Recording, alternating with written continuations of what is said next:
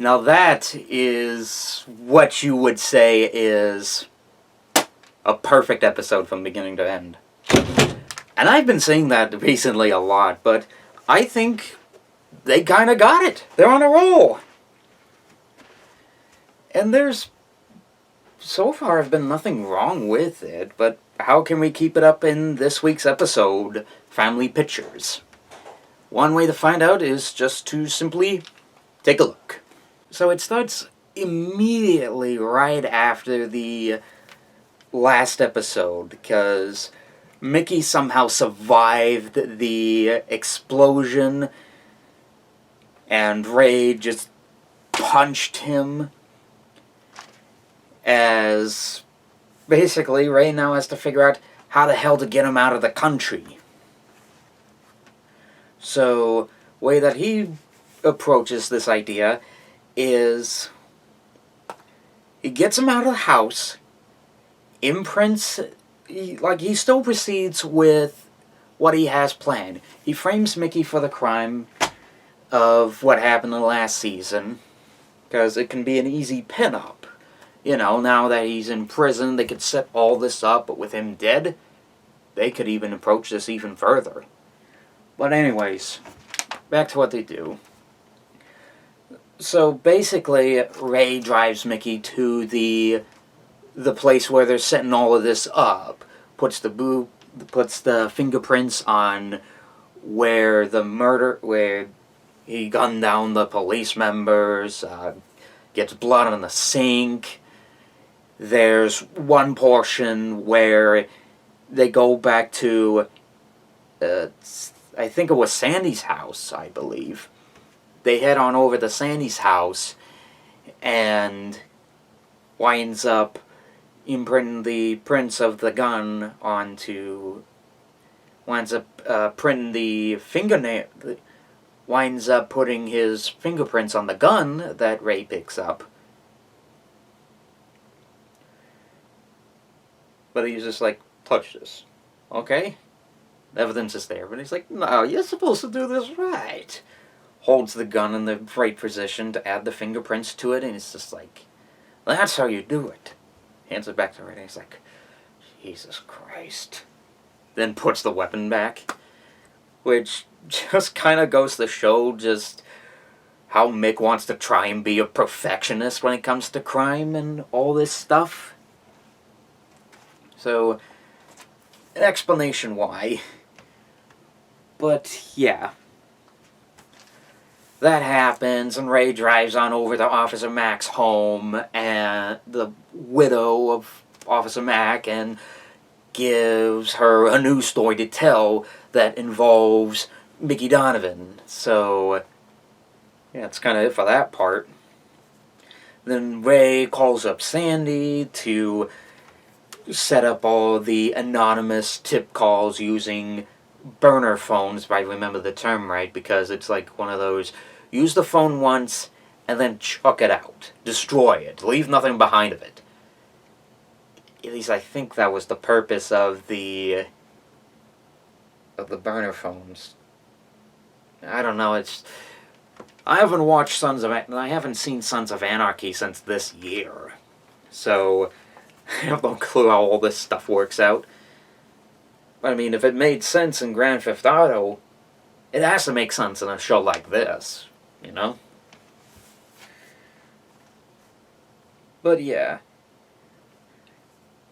Basically, but following this, Daryl meets up with his mother, Claudette, and heads to his little apartment in the Bronx, or somewhere in New York. I'm not sure what style of suburbia is within the Big Apple, but it has to be something. But they travel to the apartment, get stopped by Detective Perry. And yes, I did actually remember the name finally, because as a priority I have to write certain types of important characters down here, so let's proceed. Basically, the detective intervenes him and to back up the whole concert ordeal. To be like, So where were you on the night of the murders? We was at a concert. Is that so? Do you have any stubs or tickets or passes? Come back within a few. And it's just... As for what Claudette basically calls all of what Daryl's been roped into by all of Ray's situations, calls it Donovan bullshit. Donovan bullshit. I don't know, just something about the term is absolutely hilarious. Just something stands out about it and brings a smile to my face. I don't know why, but that's probably going to be a new term for any of what Ray and the Donovan crew are going to do. It's all going to be Donovan bullshit. Well,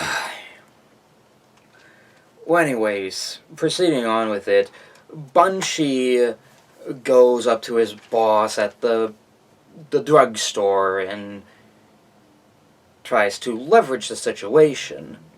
However, his boss does not take this lightly because it all will sort of kind of backfire on him, because they're going to have lawyers and agents pulled in upon this, and this gets Bunchy in extremely tight despair, like not really pleasant, something that he has probably not experienced in a few months, because we still have the last season, because Bunchy was all in a big situation with the little baby daughter, Marie, and this has kind of reached that point. It really has reached that point. But picking up after this, like, Ray picks up the concert passes. Then there's Mick having a chat with Smitty on his mysterious survival of the bus exploding. And before you say it, I do know why it happened, because of that door in the back. It still, like, impresses me that's how he was able to get away and get out of the bus when the explosives went off. That completely surprised me. Like, how he was able to pull that off, that was a miracle right there. Well, with that said,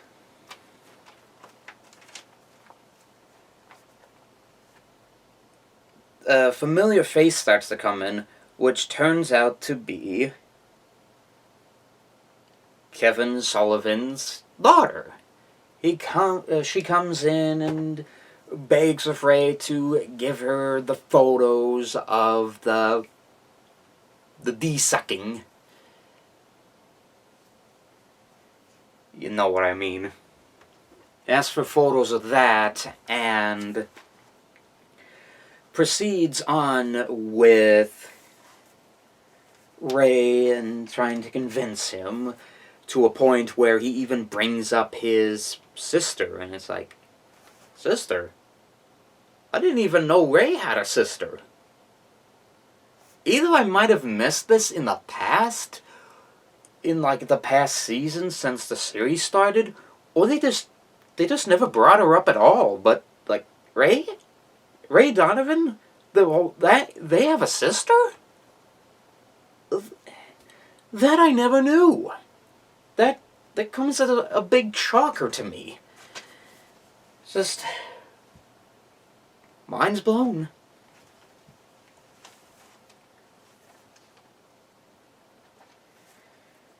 But while he thinks on it, basically Mickey is given a brand new ID and passport, as well as a flight ticket, only one way, to his new location, whatever it might be. So we're all set up with that. What happens next is Terry meets up with the female, the one that set him up in the voodoo chamber and be in that little, special little, cult. Which, need I say more about it?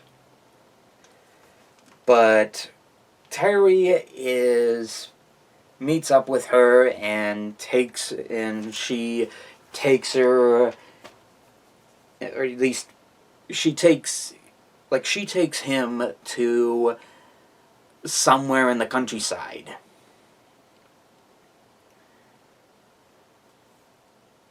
So she takes Terry into the countryside, having a little chat about them meeting the shaman and these group of people that have been there following their shaman for quite some time because of certain disabilities that they may have dealt with in the past.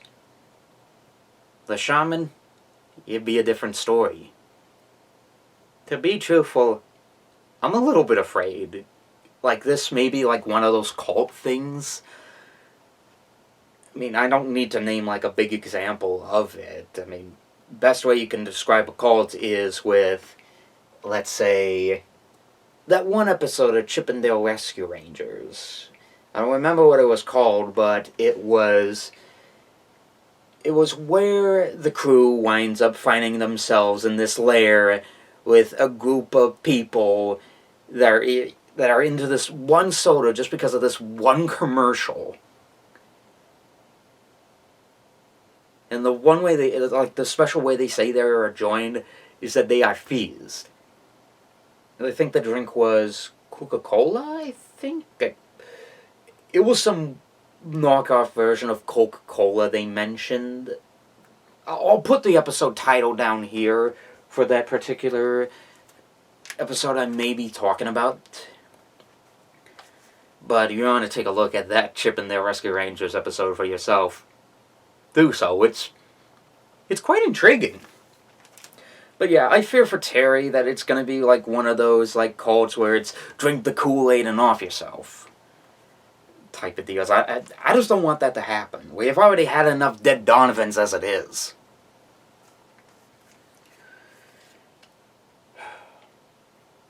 Well, anyways, while this happens, Ray visits Daryl, and Ray hands him the passes and kind of warns him to keep his mouth shut next time. And this leads up to the detective, coincidentally a few minutes later, picking up those said passes from Daryl. So that seems to be quick. But it's not as quick as this this weird foreshadowing shot, or maybe the fact that Detective Perry is just slowly stacking them, inch by inch. Or maybe they were just sitting there. We'll never know. But yeah, so the detective was just sitting there waiting for Ray, because drives off and then there they are. What a surprise. But there's something that seems interesting about this detective. But it's not like the first times the Donovans have been in the hot water in the past. But with that said, let's get back to Bunchy's story. Now, with Bunchy's tale, I mean, we obviously pick up at the point a few, I guess you'd say, hours later in the day, because Bunchy gives Ray a call discussing about his actions at the keeping the place safe from the robbery. And again, we're at that point where Bunchy's in complete despair and he's a train wreck at the moment. So, for the most part, he's not thinking right. I wouldn't blame him. Anyways, Ray visits him and basically says that he's done the right thing. Don't let anyone tell you otherwise. I mean, if you were an employee at that store trying to prevent a robbery from happening and you scurry away the criminals, you're a hero. You should be proud of it. But with the boss bringing it on him and the fact that, well, actually it's kind of on Bunchy's fault because he boasted this and he's like, yeah, I saved the day, raise please. He's like, yeah, I don't think he probably should have done that. But it at least sets up a plot, either way. But yeah, Bunchy's in a sorrowful mood. Ray kind of perks him up, but he's still in despair. And it doesn't help to the fact that Mickey's in the same car, that Bunchy hops into the same car where Mickey is in, as Ray's driving him down to the airport to get him out of the country. Which, oh, lovely days we're gonna have. But again, it's like all this happens is because of Mickey. Like, he is the priority cause of all of this. I mean, they mentioned in the last episode, at least when Ray's drunk and he's mentioning all these really terrible moments where Mickey's done this and inflicted a dangerous feat on Ray's life. But also the other members, like Terry, Bunchy, and Daryl. As well as Bridget and, formerly, rest in peace, Abby.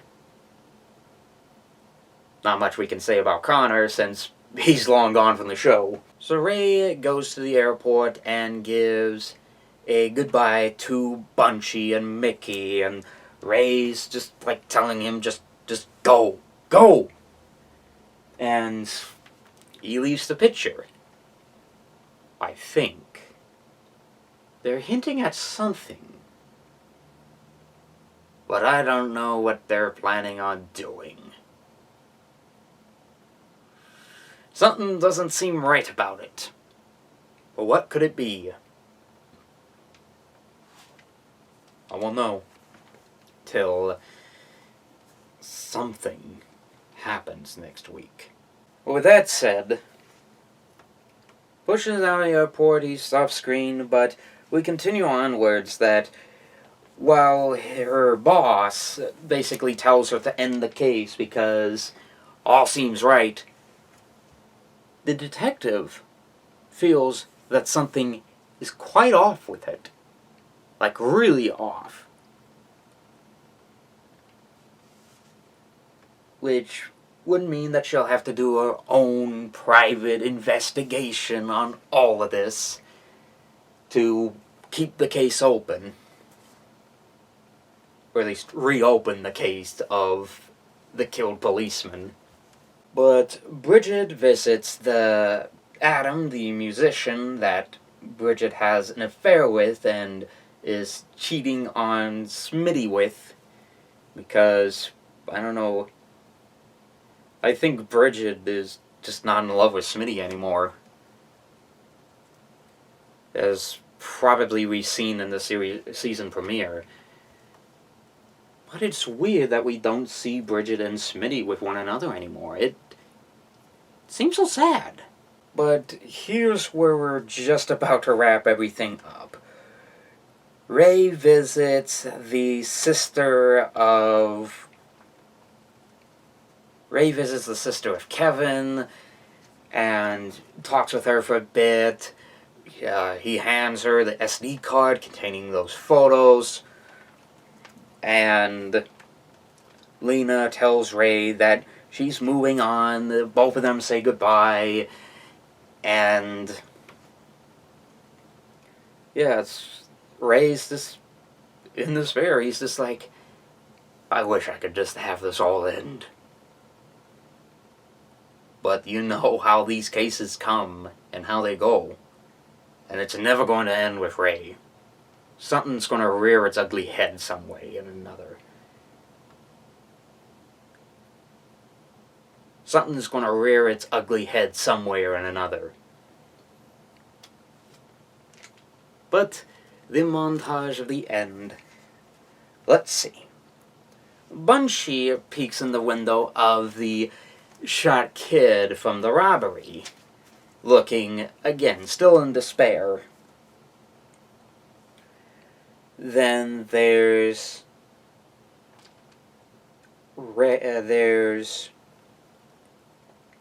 the fact that the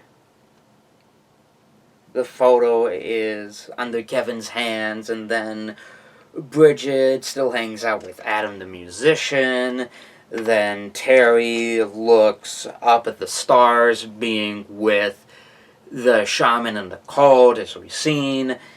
And then it ends with Ray looking at a photo of his sister. The camera zooms out, and while all that final part ends, it ends with a song called Fisherman's Blues by the Waterboys, which, truthfully, not a bad song to pick for the end of the episode. And probably, I'd say that's a good one to at least end this one. This Family Pictures episode off with. What will I say about this episode that really hasn't been said already? I'd say the extreme development that we see out of this whole situation with Ray trying to let go of his father, and especially since he's still continued drinking after all this time. This is essentially how all of it plays out. Ray may still not get over whatever's happened in his past, especially when Mickey's popped into the picture, or let alone his past when in his childhood with his family and all that. Even the point where there's a moment in this episode where he visits Dr. Abbott to just have a chat about his childhood. So, heavy-hand element to deal with, you know? I'd say this is a solid 5. I look forward to how it all plays out. I mean, I'm gonna miss I'm gonna miss Lena. I mean, I'm afraid to see how Smitty's gonna react to all of this. But yeah, out of 5, I'd say a 4 or 5. I don't know what I think. This is like one of the greatest shows I've seen. I love it to death. But, you know, screw it. I'm going to give it a 5. So, I'll see you guys next week for an all-new episode of Ray Donovan. And as the holidays are continuing onwards, hope you had a great Thanksgiving. And I'll probably be back with some more Ray Donovan stuff next week. Which will be super exciting because I'm just back into the energy, but I'm also excited just to see how the whole story plays out, but also probably to the fact that we're in the month of December, the final year, but also Christmas! With that said, see you guys next week.